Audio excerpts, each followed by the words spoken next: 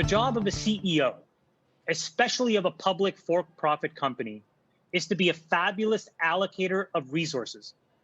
And there are only two kinds of resources that a CEO controls that matter. The first is human capital, right? The people that work inside of your company and the ideas that they have and the products that they make. And the second is financial capital, the money that you take to invest in great ideas, to protect for the future, to prepare for whether it's a pandemic or a shock or a recession or a competitor. And the best capital allocators become the best CEOs. So if you take a company like Facebook or Google, they're a very capital asset-light business. So a lot of their skill is in picking great people. So take Zuck. He picked Sheryl Sandberg, he picked me, he put us in positions to build that business.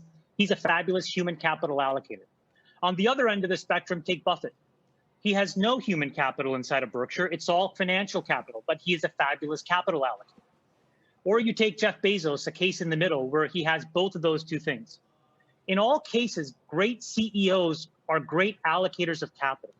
When you do things like buybacks and dividends, what you are essentially saying is you are throwing your hands up in the air and declaring to the world, I do not know what to do with this money.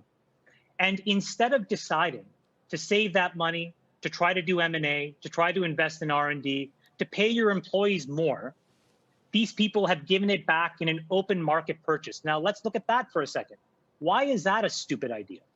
Well, it's a stupid idea for two reasons. The first is that it disproportionately only benefits the executives and the CEO and the board, because those are the ones that disproportionately get most of the stock inside of a company.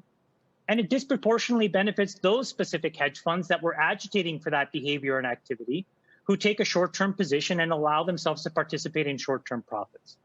And now what happens is the people that believe least in the company, i.e. the people that sell the stock, get rewarded. And then who's left holding the bag? The people that believe in the business. Let's take a specific example, Scott, and you can see how bad this is. IBM, over the last decade, has spent $140 billion on buybacks. This is a company with a $100 billion market cap.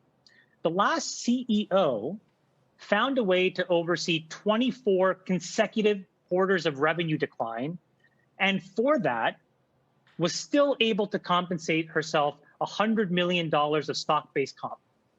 Now, you look at all of this kind of behavior and you can say, how is this supported? Why aren't all these companies trying to figure out how to be more resilient?